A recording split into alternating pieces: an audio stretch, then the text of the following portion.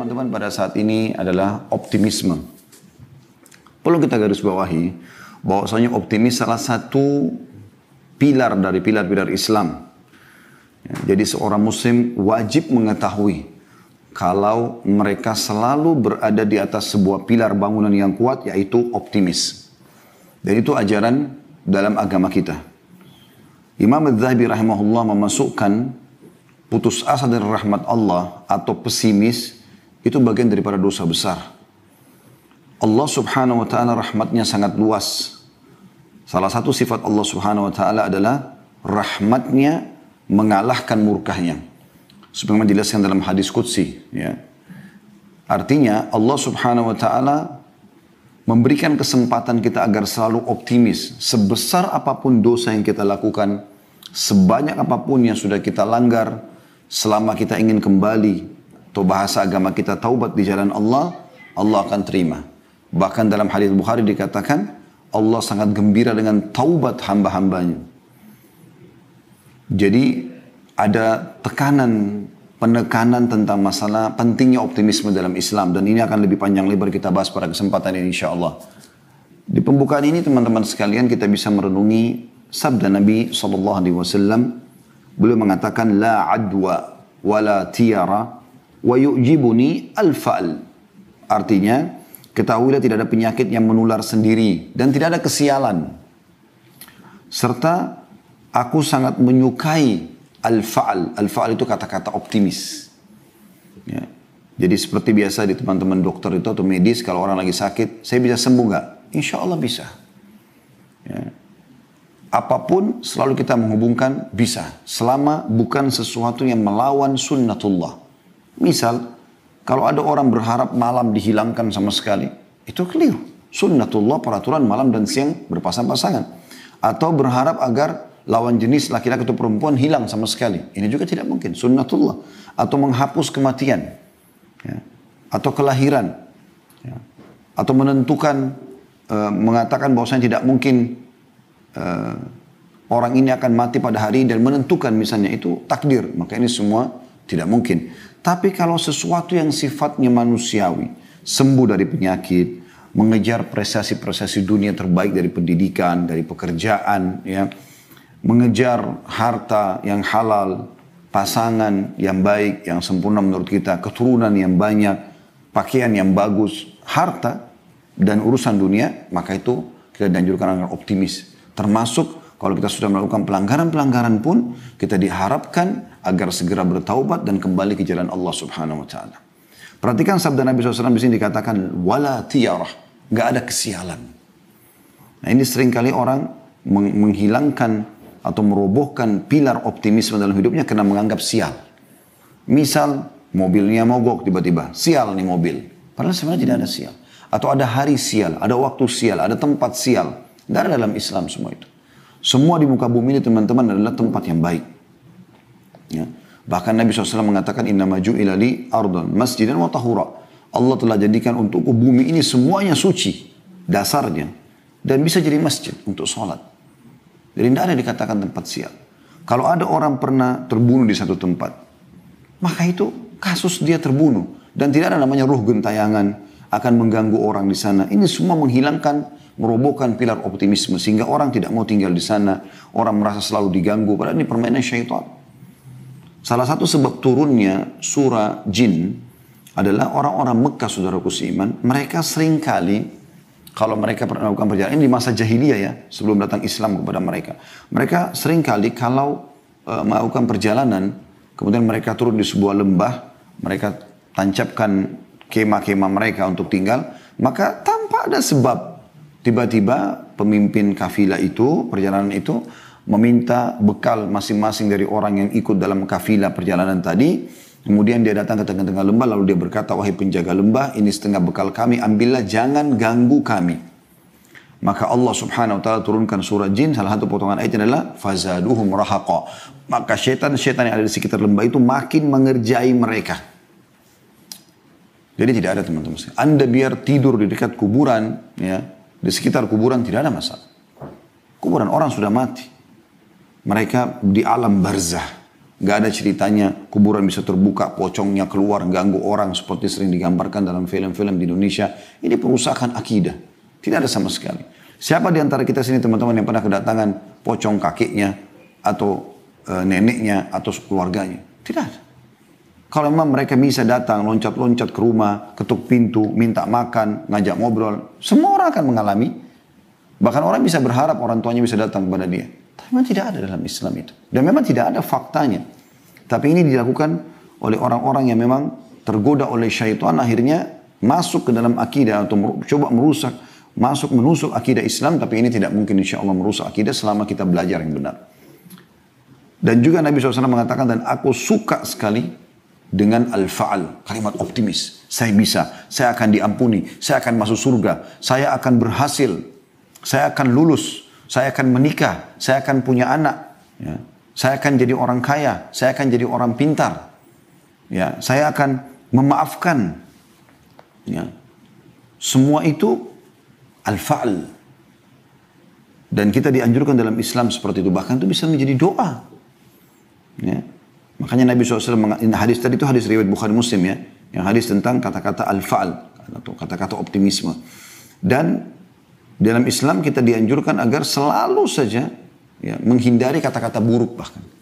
Kata Nabi SAW, jangan kalian pernah ucapkan kata-kata buruk yang bisa jadi doa buruk untuk diri kalian, harta kalian, dan juga keluarga kalian yang bisa saja malaikat lewat mengaminkan dan terjadilah. Misal ada suami istri mengatakan, saya nyesal nikah sama kamu. Ada orang tua mengatakan pada anaknya, menyesal saya melahirkan kamu misalnya. Menyesal saya punya anak seperti kamu. Maka bisa jadi kalimat buruk. Dan itu bisa saja anaknya justru jadi nakal gara-gara kata-kata itu. Atau dia lihat dirinya di kaca, dia mengatakan, saya kok jelek sekali ya. Akhirnya dia selalu memandang dirinya jelek. Padahal sebenarnya sejelek apapun dia dalam pandangan manusia, tetap dia ciptaan Allah Subhanahu Wa Taala. Tetap ada kesempurnaan ciptaan di situ. Allah mengatakan, fi ahsani taqwim, kami ciptakan manusia dengan sesempurna mungkin. Al-Hulaimi berkata, rahimahullah, Nabi SAW suka dengan optimisme. Karena pesimis merupakan cermin persangkaan buruk kepada Allah tanpa alasan yang jelas. Optimisme diperintahkan dan merupakan wujud prasangka yang baik atau prasangka yang baik. Seorang mukmin diperintahkan untuk bersangka baik kepada Allah dalam setiap kondisi. Ini dinukil dari Fathul Bari, syarah Sahih Bukhari, ya, di jilid 10 halaman 226. Jadi bagaimana kita dianjurkan agar selalu berbuat kebaikan-kebaikan teman-teman. Kita selalu optimis. Jadi seburuk apapun masa lalu Anda, nggak ada hubungannya dengan Anda sekarang. Ya. Makanya ada satu judul ceramah, saya sarankan teman-teman mengikuti karena dalam 1 jam kita tidak mungkin menghabiskan semua materi. Tapi saya sarankan Anda coba pilih di playlist di YouTube kami, di Khalid Basalam Official, ada judul, Iya Inilah Aku Sekarang. Judul tablik akbar itu lebih dari 2 jam, ya mungkin hampir 3 jam materi itu di Makassar beberapa waktu yang lalu kami sempat adakan sebelum pandemi. Itu khusus, saya memang susun tema itu bagi orang-orang yang dulu masa lalunya kelam. Sekarang sudah taubat, sekarang mau jadi orang baik, sekarang mau jadi orang sukses. Maka jawabannya iya, inilah aku sekarang. Kalau ada orang mengatakan, kamu kan dulu begini, iya, inilah aku sekarang. Masa lalu dalam Islam tidak pernah dilihat. Bukankah mayoritas sahabat dulunya orang-orang non-muslim, orang kafir di Mekah, kemudian mereka dapat hidayah? Bukankah Umar bin Khattab radhiyallahu anhu adalah orang yang paling benci Islam? Bahkan pada saat akan mengucapkan syahadat, hari itu dia menguruskan pedangnya, pakai baju perangnya untuk membunuh Nabi SAW. Dan terbalik Allah berikan hidayah. Ya.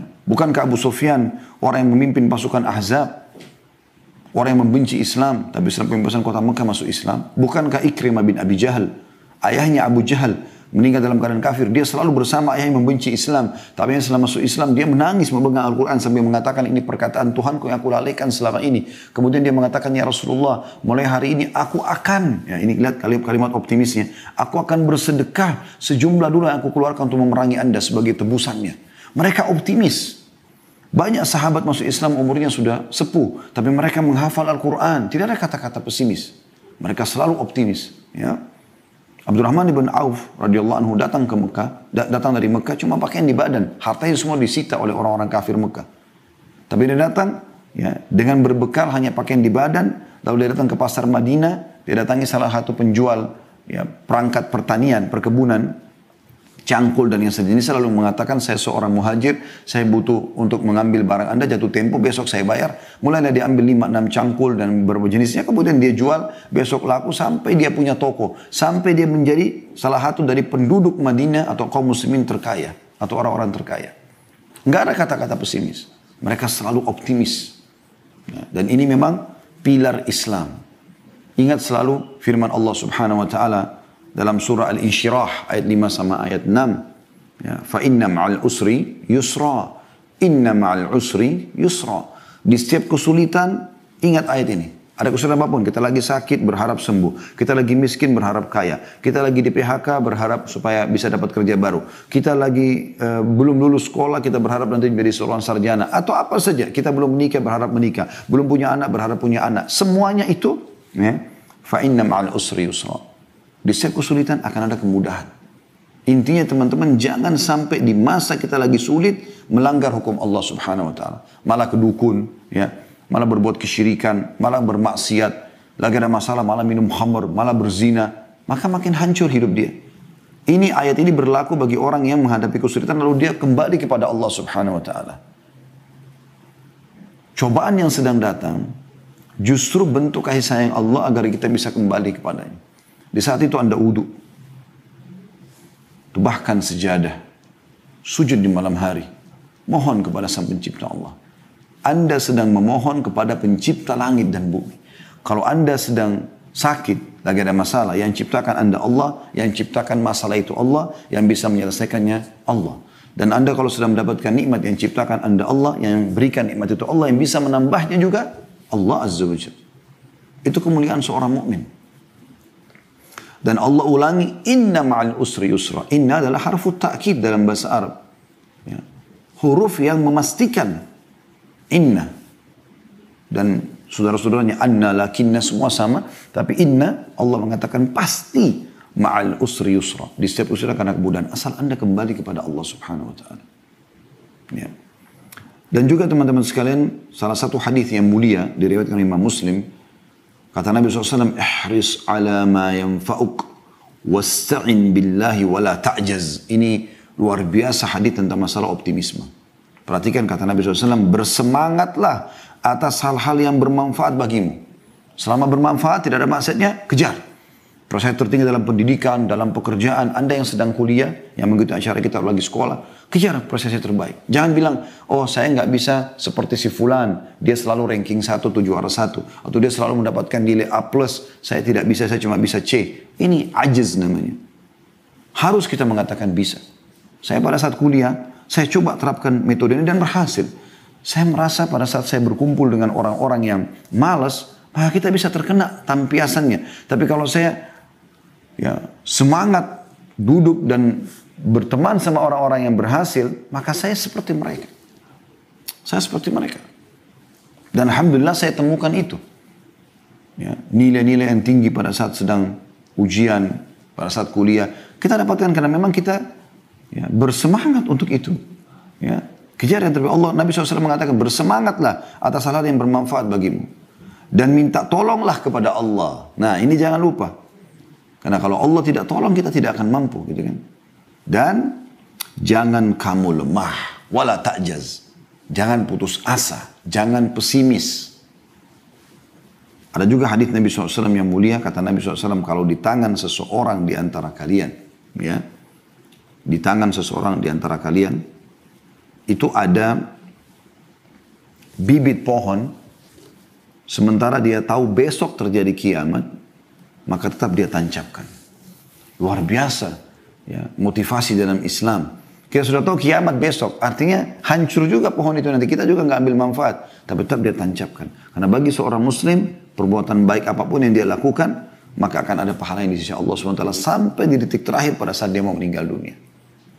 Seorang ulama bernama Abu Yusuf rahimahullah, salah satu ulama madhab yang terkenal ya, dari madhab Hanafi. Beliau pada saat sudah mau meninggal, datang seorang temannya yang dia anggap ada ilmu lebih dari dia, lalu dia mengatakan, ajarkan kepada saya. Kata temannya, Anda sudah dalam sakit yang parah ini mau menghadapi sakaratul maut, dia mengatakan saya meninggal dalam kondisi saya faham ilmu itu lebih saya cintai daripada saya meninggal dalam kondisi saya tidak tahu. Lalu temannya mengajarkan kepada dia dalil dia berusaha menghafal, dan ternyata apa yang terjadi teman-teman sekalian, dia menghafalnya beberapa detik kemudian dia meninggal dunia. Begitu besarnya motivasi dalam Islam dan optimis setiap kali mengejar prestasi terbaik. Dan Anda diberikan lagi satu motivasi besar dalam Islam dalam masalah optimisme ini, yaitu kalau Anda sudah niatkan ternyata Anda belum melakukannya, asal Anda tulus karena Allah, Allah akan berikan pahalanya. Misal, kalau Anda mau tidur sholat malam, niat mau sholat malam, ternyata kebablasan, bangunnya azan subuh. Di sini Anda akan diberikan oleh Allah Subhanahu wa taala pahala lengkap sholat malam. Karena kata Nabi SAW begitu. Man hamma bihasanatin walam ya'malha kutiba lahu hasanatun kamil.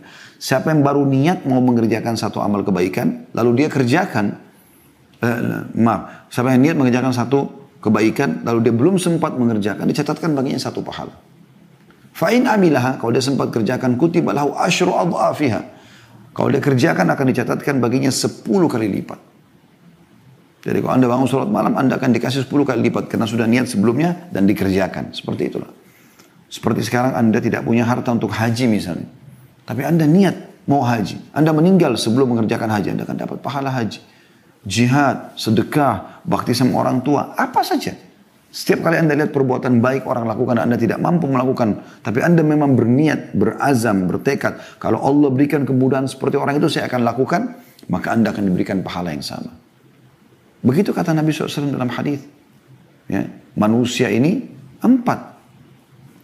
Ya. Yang pertama adalah orang yang diberikan ilmu dan harta. Lalu dia habiskan keduanya di jalan Allah. Dia hartanya banyak, dia sedekahkan, dan dia juga punya ilmu agama, dia ajarkan. Kemudian datang golongan ini manusia terbaik. Semoga Allah SWT jadikan kita termasuk orang-orang ini. Yang kedua adalah orang yang Allah karuniai ilmu tanpa harta. Dia beragama pintar tapi miskin. Tapi dia, kata Nabi SAW, melihat orang yang pertama lalu dia mengatakan, andai saja Allah memberikan kepadaku seperti si fulan, maksudnya seperti orang yang pertama, saya punya juga harta, saya juga akan lakukan hal yang sama. Bangun masjid, rumah anak yatim, bantu orang susah, segala macam. Apa kata Nabi SAW? Fahuma fi ajri sawa. Maka mereka sama pahalanya. Bayangkan optimisme yang tinggi luar biasa dalam Islam. Kita biar tidak mampu bangun masjid, kita tidak mampu bantu janda-janda, anak yatim, kita tidak mampu membangun sebuah kota, apalah perbuatan-perbuatan, kita tidak mampu pergi haji, kita belum mampu beli umroh, kita pergi umroh, tidak mampu melakukan banyak hal ya dari kegiatan-kegiatan sosial, tapi kita bertekad dalam hati, kalau seandainya Allah berikan saya kesempatan, saya akan lakukan yang sama. Maka sama pahalanya dengan orang yang melakukan. Itu optimis, apalagi yang lebih jelas daripada ini. Dan kata Nabi SAW, golongan ketiga adalah orang yang Allah karuniakan kepadanya harta tanpa ilmu.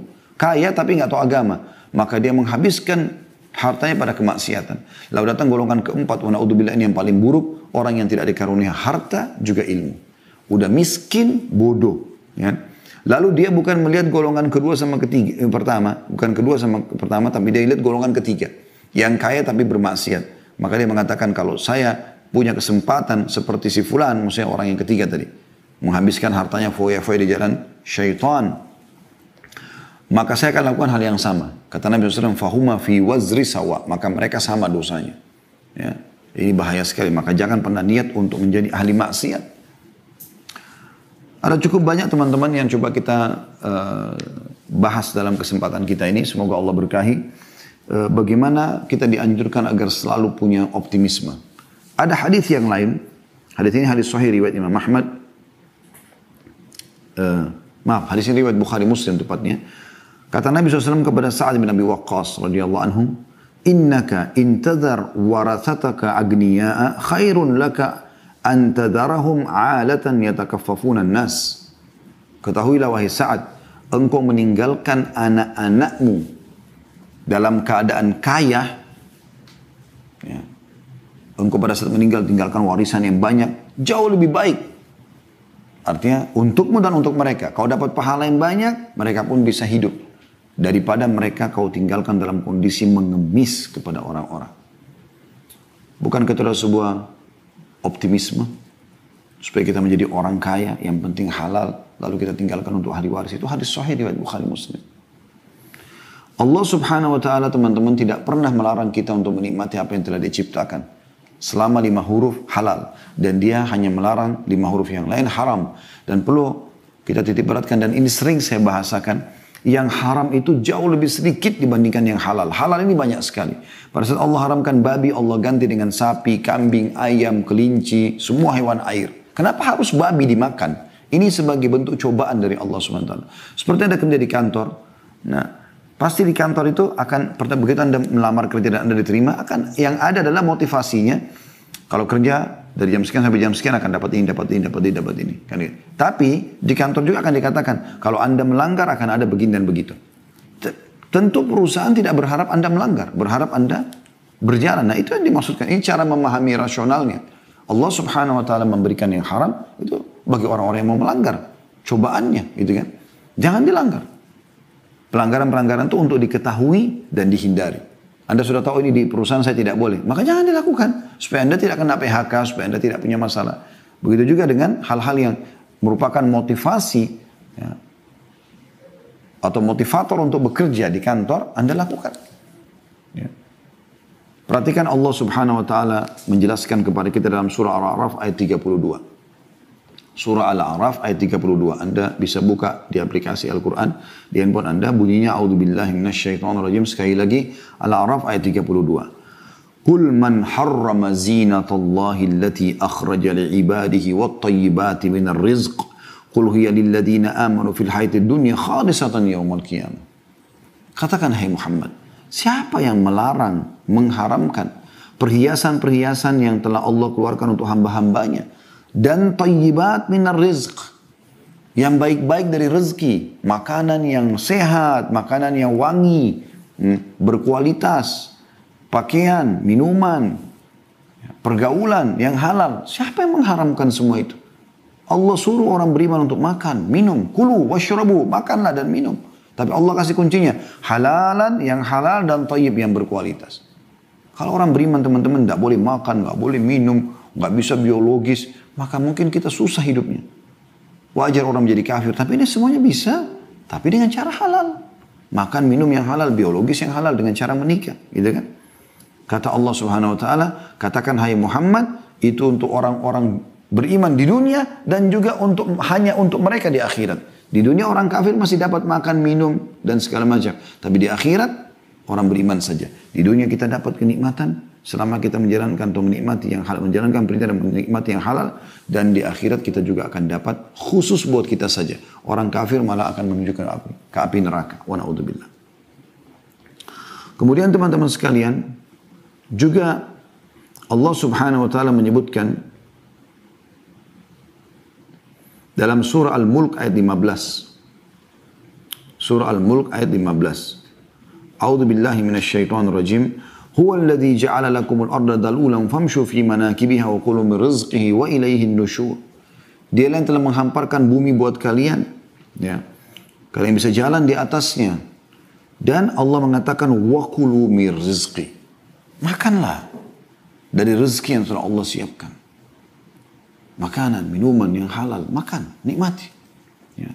Supaya kau bisa menjalankan kehidupanmu. Dan ketahuilah kepadanya kalian akan dikembalikan.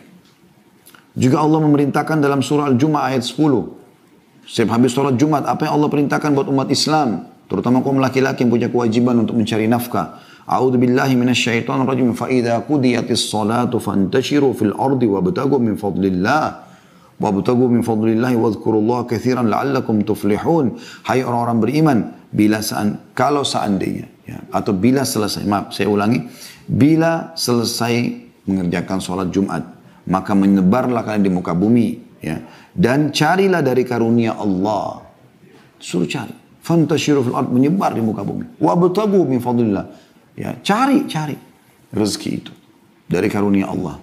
Dan berzikirlah kepada Allah dengan zikir yang banyak agar kalian termasuk orang-orang yang beriman, orang-orang yang beruntung. Disebutkan dalam sebuah hadis dari Nabi SAW, beliau mengatakan, ma'akala ahadun ta'aman khairan min an ya'kula min amali yadih. Ketahuilah tidak ada sesuatu yang paling baik dikonsumsi oleh seseorang dibandingkan dari hasil kerja tangannya sendiri. Suruh bekerja. Agama Islam menyuruh penganutnya untuk bekerja, bergerak. Ya, agama ini agama bergerak. Ya. Dalam pepatah bahasa Arab dikatakan taharrak fa inna fi harakati barakah. Bergeraklah karena di bergerak itu ada berkah. Enggak ada vakum, enggak ada pesimis dalam Islam. Ini kata Nabi SAW. Wa inna nabiyallahi Daud kana ya'kul min amali yadi. Dan ketahui Nabi Allah Daud memakan dari hasil kerja tangannya. Ya. Juga disebutkan dalam sebuah riwayat bahwasanya kana Zakaria alaihissalam najjaran.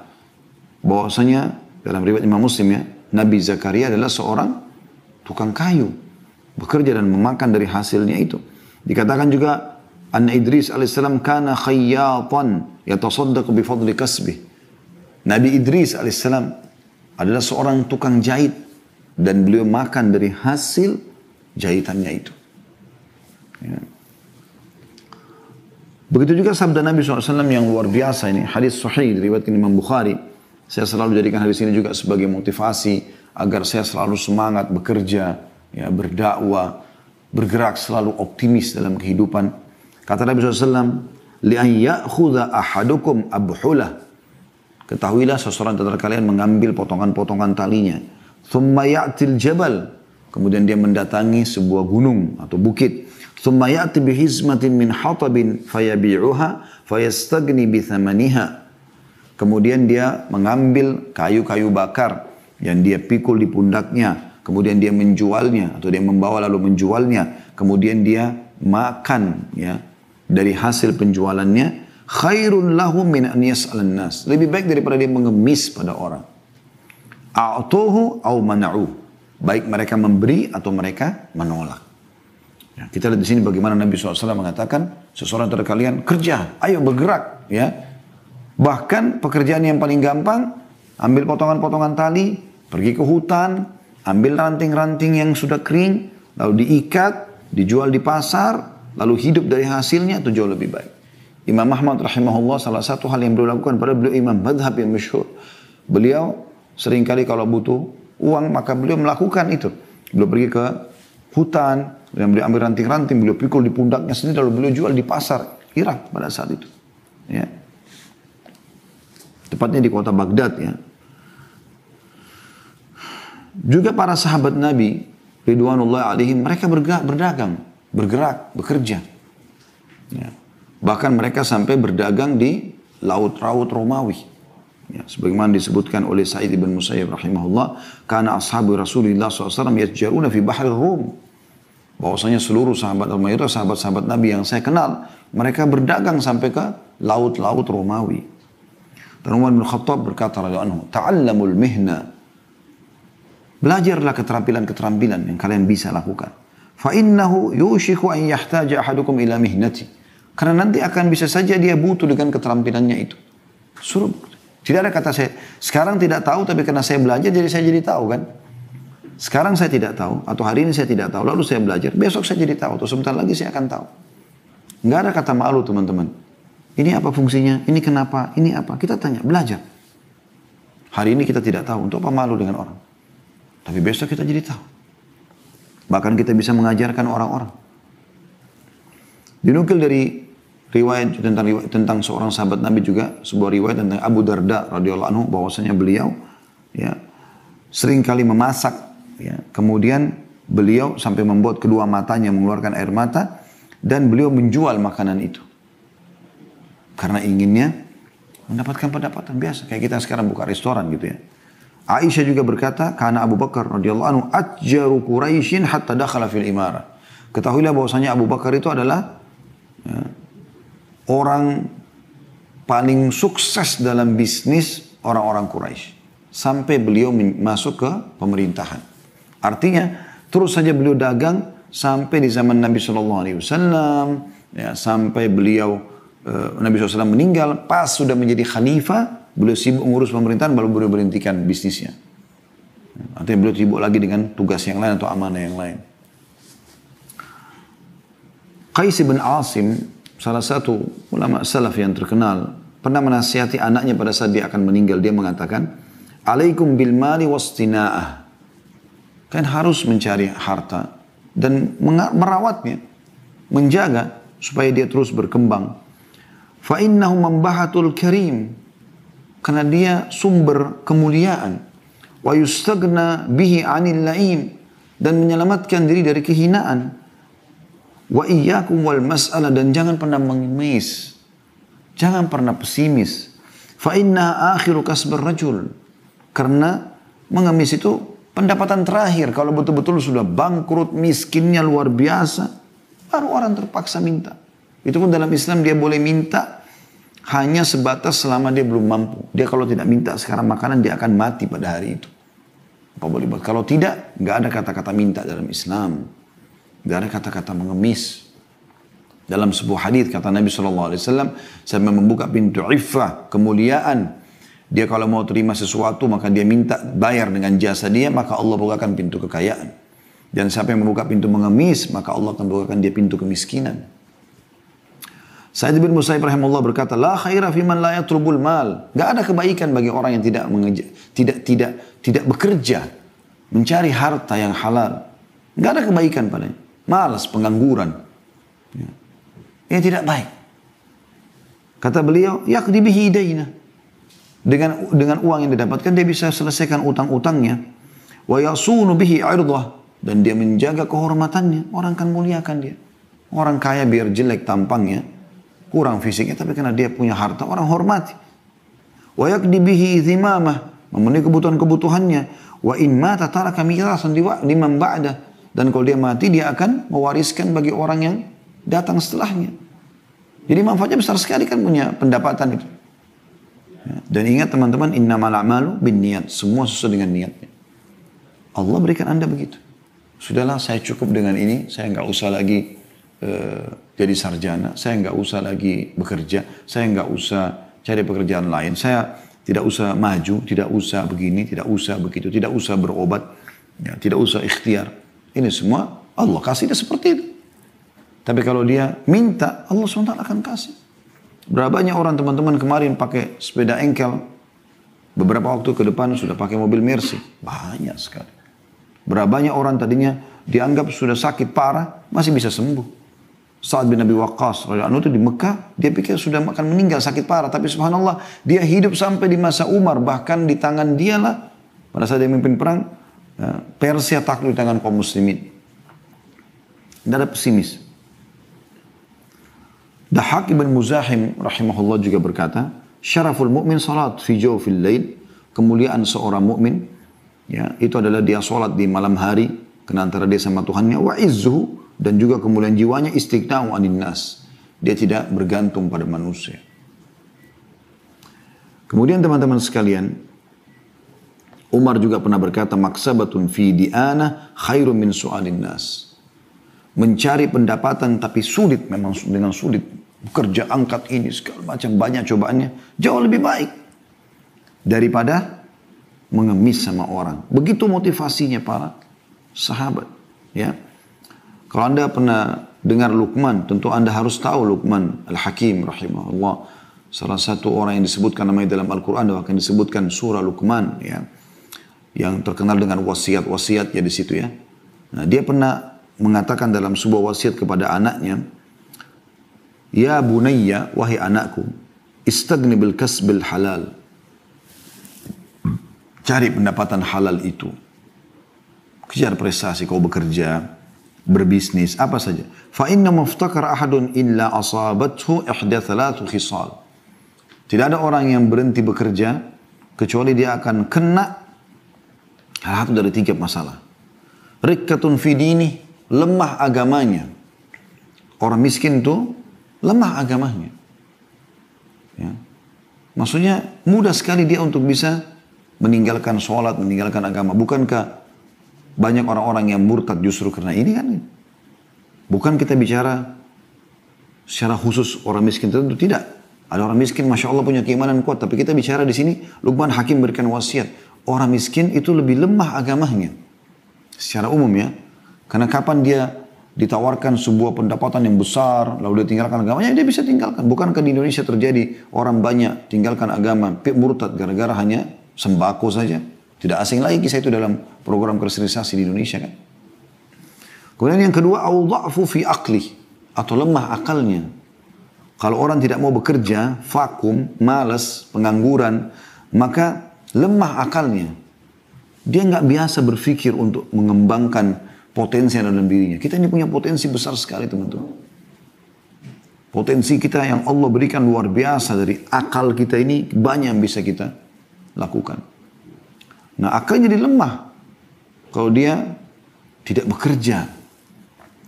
Dan yang ketiga, awwaha'u fi muru'ati, atau tercoreng di kehormatannya. Biar tampan, biar cantik, tapi kalau orang tahu miskin, tidak ada pekerjaannya, ini bisa saja orang anggap remeh. Kita tidak bicara teman-teman orang yang sedang di PHK, kita tidak bicara teman-teman orang yang bekerja, orang yang berusaha cari kerja tapi belum dapat, bukan itu. Tapi kita bicara orang yang malas memang, yang pengangguran ini, yang tidak mau. Ada orang begitu kan, nongkrong di pinggir jalan dari pagi sampai malam, ngobrol itu saja. Minum segelas kopi dari pagi sampai buang waktu. Ya, sayang sekali. Lalu beliau mengatakan, setelah mengatakan tidak ada orang yang meninggalkan pencarian rezeki halal kecuali bisa ditimpa 3 hal: lemahnya agamanya, lemah akalnya, ya, dan juga tercoreng kehormatannya. Wa a'zam min hadza istighfafun nasu bihi. Dan yang lebih besar lagi daripada itu adalah manusia menganggap remeh dia.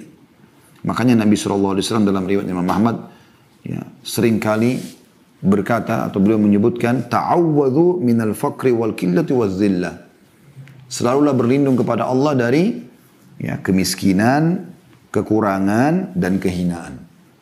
Minta supaya Allah jauhkan. Jangan sampai miskin, jangan sampai kekurangan, dan jangan juga sampai terhina. Selalu Allah muliakan kita di dunia dan juga di akhirat. Ya. Dalam riwayat lain Nabi SAW pernah berdoa, dalam riwayat An-Nasai dan Abu Daud, Allahumma inni a'udhu bika minal ju'i fa innahu bi'sad daji'. Ya Allah, aku berlindung kepadamu dari kelaparan, kemiskinan, kesusahan, karena dia adalah seburuk-buruk keadaan. Beliau juga berdoa, Allahumma inni a'udhu bika minal ajzi wal kasal. Ya Allah, aku berlindung kepadamu jangan sampai aku lemah dan juga malas, nganggur, wal jubni wal bukhul, pengecut dan juga pelit, wa ghalabatid daini wa qahrir rijal, dan aku terlilit utang dan juga dikuasai oleh orang-orang. Umar bin Khattab pernah berkata kata-kata yang unik di sini, ya. Ya, beliau mengatakan, inni la'al rajulu fayu'jibunu syakluh. Saya dulu pernah melihat orang, lalu saya kagum dengan penampilannya. Faida sa'altu anhu, pada saat saya tanyakan tentang keadaannya, faqila la amalalah, maka dikatakan tidak ada pekerjaannya, pengangguran, sakata min aini, maka dia jatuh dari pandangan mataku. Maksudnya Umar bin Khattab menganggap orang ini tidak memiliki apa-apa. Kenapa dia tidak bekerja? Beliau juga pernah melihat ada orang selepas sholat Jumat duduk-duduk. Lalu Umar mengatakan, kenapa kalian di sini? Mereka mengatakan, kami bertawakal kepada Allah. Lalu Umar marah. Maksudnya mereka mengatakan, ya sudah, kalau ada yang antarin kami makanan, seakan-akan begitu ya, ya datang kami makan. Tidak, ya sudah kami tawakal kepada Allah. Maka Umar radhiyallahu anhu marah, menghardik mereka sambil mengatakan, ya, kalian mengatakan itu sementara kalian tahu Allah tidak pernah atau tidak akan pernah menurunkan hujan emas dan perak. Keluar dan cari rezeki Allah. Jadi banyak orang salah faham dengan kalimat ini, ya. Begitu juga dengan orang banyak salah faham dengan kalimat zuhud. Zuhud itu mereka mengatakan tinggalkan dunia untuk akhirat. Bukan akhi dan ukhti. Zuhud itu, ya, salah satu rangkaian daripada sifat orang mukmin adalah mendahulukan akhirat dari dunia. Bukan meninggalkan dunia.